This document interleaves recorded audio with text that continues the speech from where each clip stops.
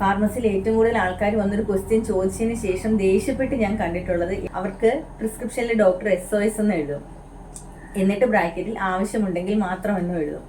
അപ്പോൾ പേഷ്യന്റ് നമ്മളോട് ചോദിക്കും ഇത് എന്തിനുള്ളതാ. അപ്പോൾ പേഷ്യന്റിനാണ് അറിയുന്നത് ആവശ്യമുണ്ടെങ്കിൽ മാത്രമെന്ന് ഡോക്ടർ പറഞ്ഞിരിക്കുന്നത് എന്തുദ്ദേശിച്ചാണെന്ന്. ചില ടാബ്ലറ്റ്സ് വേദനയ്ക്ക് കൊടുക്കും, ഉറക്കക്കുറവിന് കൊടുക്കും, മസിൽ പെയിന് കൊടുക്കും, പല ന്യൂറോളജിക്കൽ ഇഷ്യൂസിന് കൊടുക്കും.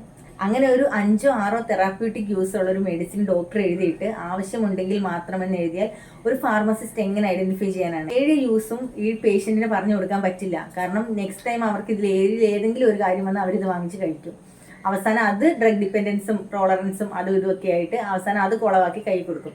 ഡൗട്ട് ഉണ്ടെങ്കിൽ ഡോക്ടറോട് ചോദിക്കാം, ഡോക്ടർ ഇത് എന്തിനുള്ള ടാബ്ലറ്റ് ആണ്, ഇത് ആവശ്യമുണ്ടെങ്കിൽ മാത്രം കഴിക്കാനില്ലേ, അത് എപ്പോഴാണ് കഴിക്കേണ്ടത്, വേദനയുള്ളപ്പോഴാണോ, ഉറക്കം കിട്ടാത്തപ്പോഴാണോ? അപ്പോൾ ഇത്തരം യൂസ്ഫുൾ ഇൻഫർമേഷൻസിന് വേണ്ടിയിട്ട് എൻ്റെ ചാനൽ ഒന്ന് സബ്സ്ക്രൈബ് ചെയ്യുക. Thanks for watching. Bye from Anshi.